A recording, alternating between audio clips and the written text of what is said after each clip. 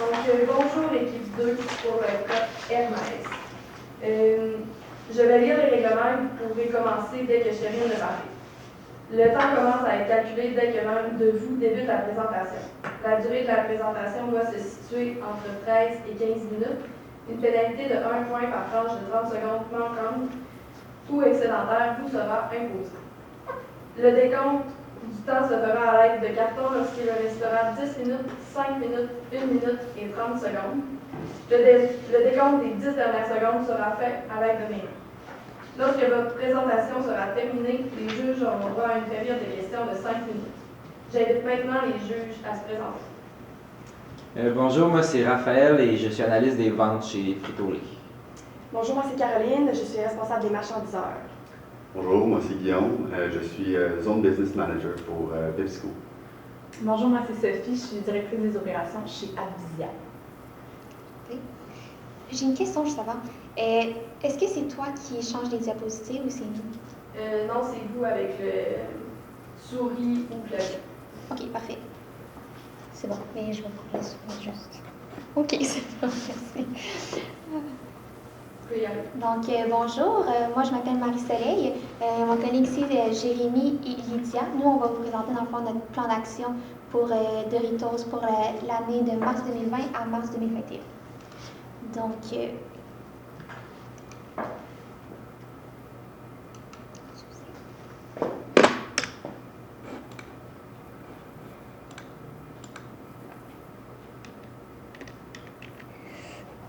excusez-moi, ça ne fonctionne pas. Je ne suis pas capable de...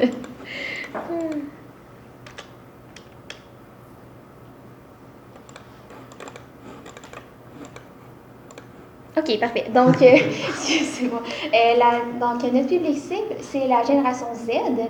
Puis la génération Z, en fond, on a considéré que c'est une génération qui est très axée sur les réseaux sociaux, qui a beaucoup de présence. Aussi qui sont à la recherche des réinventions des normes sociales. Donc, tout ce qui est, étant donné que c'est des gens d'environ, on dirait, 19 ans, c'est des jeunes adultes ou adolescents qui ne veulent pas trop encore avoir les responsabilités qu'ont les adultes. Donc, sont un petit peu... ils veulent pas respecter les normes sociales. Par la suite aussi, c'est une génération qui est considérée comme qui soucie beaucoup de l'environnement, contrairement aux anciennes générations comme les baby boomers ou même peut-être les millénaires qui sont plus vieux, les premiers millénaires. Aussi, par la suite, on dit qu'ils ont le désir d'avoir du succès. C'est pas nécessairement du succès par rapport à la popularité, c'est aussi par rapport d'avoir accès à leur plein potentiel. Donc, ça peut être vraiment un succès personnel ou même professionnellement, mais c'est pas nécessairement être le plus populaire. Puis, par la suite aussi, on dit qu'ils ont une importance avec les relations d'autrui. Donc, c'est par rapport au fait qu'ils veulent faire partie d'un groupe, donc qui font partie justement de ces nouvelles normes sociales-là. Puis, c'est ça, être dans la cool squad, si on veut, on peut dire un peu. Puis, c'est ça. Par la suite, nous, pour les communications, comment qu'on va divulguer notre message, on utilise surtout les plateformes de médias sociaux. Pourquoi on utilise les médias sociaux? C'est parce que justement, notre génération de public cible, c'est des personnes qui sont beaucoup concentrées sur les médias sociaux. Donc, la radio, les journaux ou même la télévision, c'est pas vraiment des plateformes qui vont rejoindre ce public-là. Donc, on a vraiment utilisé beaucoup de réseaux sociaux comme Instagram, Snapchat, YouTube, Twitch, qui est même pour les personnes qui jouent aux jeux vidéo. Puis TikTok aussi, qui est justement la plateforme la plus populaire pour l'instant. Donc ici, je peux vous montrer, c'est brièvement l'échéancier à quoi va ressembler 2020-2021. On a essayé de mettre des campagnes de publicité à chaque mois, à peu près au mois, 2 mois, pour justement s'assurer qu'il n'y ait pas de redondance et aussi pour s'assurer qu'il y ait la diversité pour que, dans le fond, les gens continuent de s'intéresser à la compagnie Doritos. Mais dans le fond, aux produits Doritos. Donc, pour commencer, en mars 2020, on avait pensé à faire un Doritos Challenge, qu'on appelle. C'est avec la plateforme TikTok, étant donné que TikTok, c'est le réseau social qui était vraiment très populaire à la fin de l'année 2019 et qu'on sait qu'il va être vraiment très populaire pendant toute l'année. Le Doritos Challenge, dans le fond, c'est une vidéo qu'on va utiliser Les gens ont vraiment une créativité totale.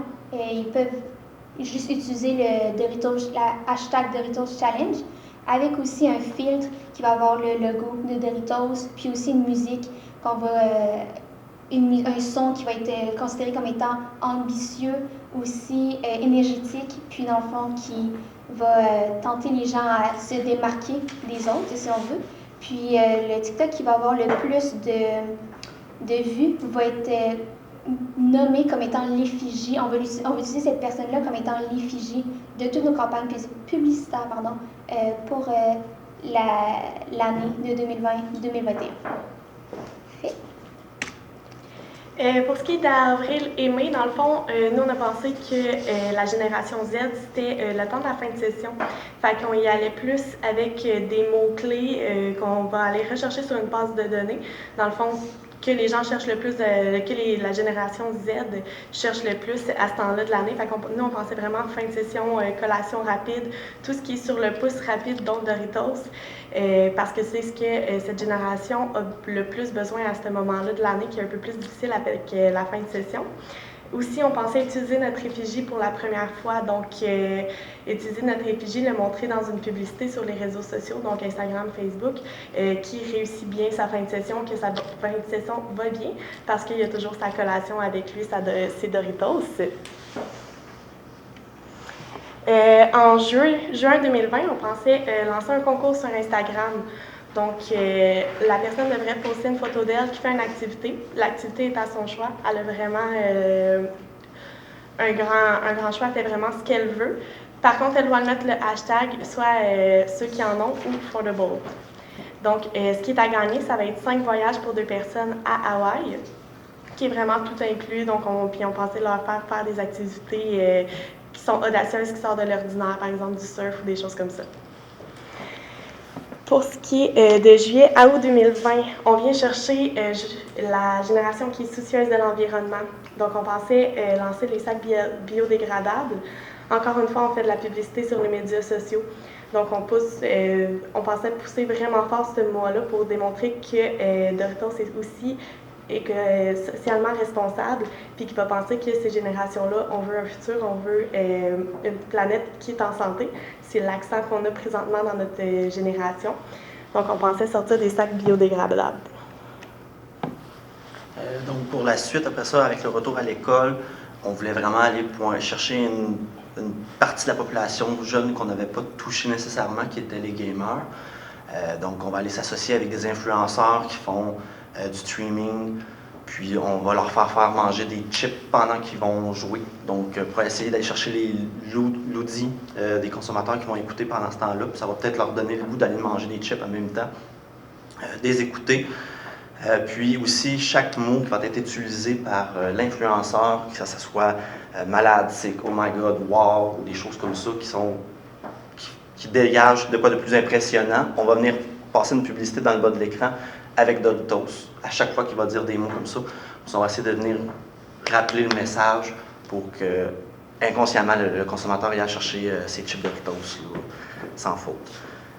Puis, du même coup, on va essayer d'aller jouer un petit peu dans les plates-bandes de nos concurrents non directs avec les dépanneurs. On va faire une association avec eux pour montrer que c'est plus rapide d'aller au dépanneur, c'est toujours ouvert, c'est moins cher que d'aller dans un restaurant ou de se rendre à l'épicerie, des choses comme ça, pour essayer d'aller chercher des parts de marché externes là, de notre concurrence directe.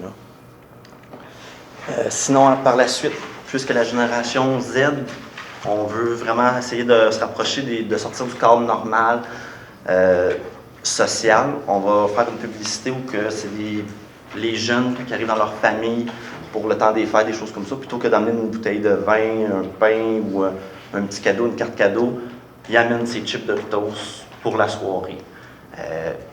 Ça va sortir un petit peu du cadre social. Ça fait que c'est différent là, du reste de la famille, puis ça fait une petite nouveauté. Là. Puis, pour finir l'année, parce qu'on a décidé de commencer la nouvelle année en réalité, puis finir notre année de publicité, on va faire une grosse campagne publicitaire sur tous les plateformes encore. On y retourne avec une vidéo de 15 secondes où on va reprendre notre effigie, puis on va montrer toutes les petites vidéos qu'on a faites dans l'année avec lui. pour montrer que malgré toute la grosse année qu'il y a eu en gros défi, il reste encore d'énergie, puis c'est grâce à ces chips Doritos qu'il a eu le temps de faire tout ça, puis qu'il y a encore beaucoup d'énergie pour commencer la nouvelle année. Là. Puis, c'est ça, puis on va aller chercher le rappel, on va montrer que le temps, il a manqué presque de temps, mais grâce à ces chips, ça allait bien. Puis on va s'assurer d'utiliser le son du sac des chips, puis on va montrer aussi la texture là, à la fin, là, rapidement. Là. Donc, pour s'assurer du succès de chacune des campagnes durant toute l'année au complet, c'est important de faire une vérification quotidienne, donc à chaque jour, s'assurer que les commentaires, les vues, ça va bien, les mots-clés, est-ce qu'ils sont utilisés, est-ce qu'on a les bons, est-ce qu'on s'est basé sur les bonnes données, puis on va vérifier que nos données aussi là, se concordent avec l'objectif qu'on avait, puis les ventes. Sinon, à chaque fin de campagne aussi, on va faire un bilan. Qu'est-ce que ça a donné comme résultat? S'assurer que les ventes sont au rendez-vous, des choses comme ça. Si ce n'est pas là, on va pouvoir rechanger la stratégie au fur et à mesure que l'année avance ou que la campagne est en place, là, avec les datas. Puis ça va nous permettre aussi de trouver... Non, continue. Ça va nous permettre de trouver les forces, nos faiblesses, pour s'appuyer sur nos forces, puis essayer de diminuer nos faiblesses pour les prochaines campagnes.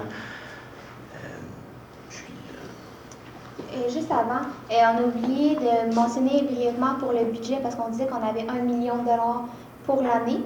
Dans le fond, nous, ce qu'on proposait justement, parce que 1 million pour une année, quand même, ça peut paraître pas beaucoup, mais justement, on avait concentré principalement nos décisions sur... on fait beaucoup de publicité sur les réseaux sociaux parce qu'on considère que les publicités sur les réseaux sociaux, ça coûte beaucoup moins cher que, par exemple, faire une vidéo d'une publicité qui passe à la télévision. Aussi, on parle d'influenceurs parce que les influenceurs, surtout quand c'est pas, on parle par exemple de l'effigie pour l'année, c'est pas un influenceur qui est encore connu, donc parce qu'il y a certains influenceurs qui vont coûter beaucoup d'argent pour faire des partenariats avec des compagnies. Donc, étant donné que c'est une personne qui n'est pas connue, là, on va être capable d'aller chercher justement un peu d'argent, économiser de l'argent si on veut, parce que lui, il n'en demandera pas autant qu'une personne qui a de l'expérience. Puis, c'est ça dans le fond. Le moment peut-être qu'il va être plus de l'investissement, pardonnez-moi, ça va être par rapport au sac biodégradable, mais on pense que vraiment ça va être quelque chose qui va être au long terme, parce que justement, les gens vont faire « Ah, c'est biodégradable, c'est pour l'environnement », donc au long terme, ça va être quelque chose qui va vraiment plus rapporter que si on continue d'utiliser des sacs qui sont jetables, qui ne sont pas biodégradables. Puis, c'est ça. Fait que pour conclure, dans le fond, c'est... on a essayé de tenir le plus l'audace d'aller rejoindre la génération Z par ses moyens de communication, donc vraiment les réseaux sociaux. On voulait vraiment rejoindre cette population-là que nous aussi, on est dedans présentement. Bravo. Est-ce qu'on peut y aller avec la période de questions? Oui, parfait. Vous avez parlé en fait beaucoup là, de la génération Z, vous avez parlé en fait uniquement de cette génération-là. Qu'est-ce que vous avez prévu de faire pour les shopper moms puis les 25-35 ans qui en fait consomment, les shopper moms vont acheter les produits pour leurs enfants, puis les 25-35 ans vont le consommer. C'est quoi votre plan de match pour cette clientèle-là? On pensait aller chercher justement les mères par la réaction de leurs jeunes. S'ils voient justement, ils trouvent ça audacieux, puis ça sort du cadre un petit peu. Si eux, ils en parlent puis qu'ils en veulent, les mères vont peut-être porter, puis on va, avec aussi le côté biodégradable des sacs, on pense aller les rechercher un petit peu, là, puisque la conscience, ça commence à monter un petit peu vers le haut aussi. C'est comme par l'externe, par les réactions générées, puis Facebook aussi, on va être présent un petit peu pour qu'il y ait un petit accrochage. Là. Vous ne prévoyez rien de concret, ça va vraiment être ça va être indirect. Là. Oui, ils vont être touchés indirectement. Okay. Ouais. Puis en fait, on a rajouté Facebook justement pour les générations qui sont un peu plus vieilles parce que notre génération, c'est plus nécessairement quelque chose qu'on utilise à l'abondance. Fait qu'on pensait à eux quand on a dit qu'on allait faire de la publicité aussi sur Facebook. Vous avez vraiment beaucoup d'idées. Par contre, j'aurais aimé ça, en approfondir deux, peut-être que j'aurais eu un petit peu moins de temps pour détailler. Celle qui est mi-novembre à décembre, médias sociaux, cadeaux d'autres, puis réinvention des normes sociales. Pouvez-vous détailler un peu plus cette idée-là. Dans le fond, c'était une publicité qui était vraiment une vidéo. Puis c'est vraiment, on voit la famille qui arrive dans le temps des fêtes. Puis on a un jeune qui se pointe à la fin, qui amène son sac. Puis qu'à la fin de la soirée, c'est le sac, son sac de chips que tout le monde partage. Puis on vient chercher comme le bonheur pour finir la fin de l'année. Puis qui a comme été audacieux parce qu'il a amené autre chose de différent qu'un cadeau normal d'autre. Puis pour ce qui est de votre idée de sac biodégradable, vous détaillez un peu, premièrement, en quoi ça vient s'inscrire dans le target Doritos, le brand Doritos. Puis un peu de faisabilité aussi, c'est quand même une grosse proposition. Comment vous prévoyez que c'est faisable? Ben moi, je penserais, parce que justement, c'est le brand Doritos, c'est beaucoup l'audace, c'est d'être créatif, c'est d'être se démarquer des autres. Puis dans le fond, je crois pas que présentement, sur le marché, il y ait beaucoup de compagnies, de marques de chips qui aient un sac biodégradable. C'est vraiment, on utilise comme les sacs normaux. Puis c'est ça, dans le fond. Fait qu'on se démarque vraiment par ça. Puis c'est ça, ouais. Ça permettrait aussi à Doritos d'être un leader dans ce domaine-là. Puis ça serait un des premiers aussi. Fait avec son importance, il pourrait venir assurer quelque chose d'important, puis peut-être créer un mouvement après éviter les concurrents, mais on savait que c'est Doritos qui a parti le mouvement. Là, fait que ça pourrait être on pourrait surfer sur cette vague-là aussi là, avec l'année d'après. D'accord, merci. J'ai une question pour le Doritos Challenge. À part mettre un film, qu'est-ce que la personne doit faire concrètement dans le challenge pour gagner, si vous voulez? TikTok, c'est surtout, en fait, c'est le son qui va aller chercher. Donc, on veut un son qui est vraiment énergique, qui permet de danser, qui permet de bouger.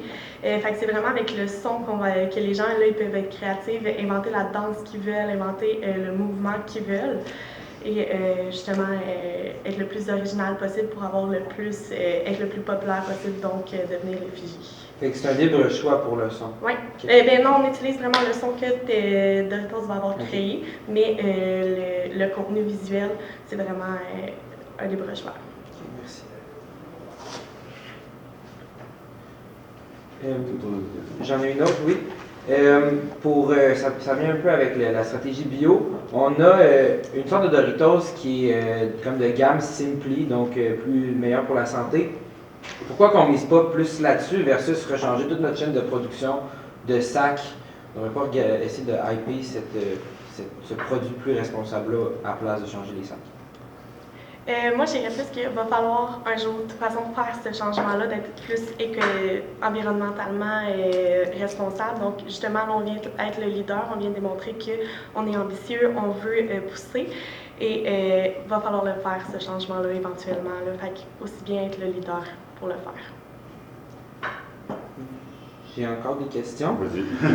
Vous avez proposé des partenariats avec les dépanneurs, mais il y en a vraiment beaucoup. Est-ce que vous avez ciblé une bannière en particulier pour cette alliance-là? On avait ciblé Couche-Tard principalement, mais après ça, on ne savait pas s'il y avait le même nom au Canada anglais, donc on a décidé de ne pas l'écrire physiquement puisqu'on n'avait pas accès à Internet là, pour aller vérifier. Mais ça serait vraiment, on irait avec le plus gros détaillant là, qui est le plus près de la majorité des foyers. La période de questions est terminée. Merci. Merci beaucoup. Merci à vous.